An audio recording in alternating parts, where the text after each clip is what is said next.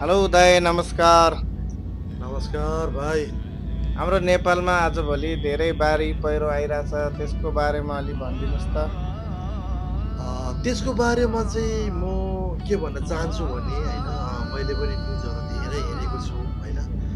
अहिले सबभन्दा एकदमै डेन्जर भइरहेको चाहिँ अहिले रसुवामा अनि त्यता हुँदै अनि त्यसपछि त्रिशुली, नुवाकोटतिर पनि एकदमै अलिकति असर परेको देखिरहेको छु। र हुँदाहुँदै अहिले मैले अर्को अहिले भर्खर पनि न्युज हेऱ्यो र चितवनमा पनि नारायणी अब खोलालाई पनि असर परेको छ अरे। जति पनि म यो भिडियो हेरेर बस्नु भएको सम्पूर्ण साथीहरूलाई, आमा-बुवा, दिदीबहिनी, दाजुभाइहरूलाई म के भन्न चाहन्छु भने तपाईँहरू एकदमै सचेत भएर बस्नुहोला।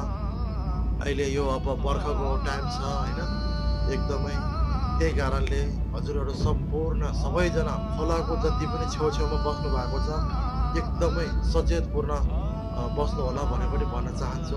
त्यही हो मेरो भाइ। ल दाजु, धन्यवाद त्यति भनिदिनु भएकोमा।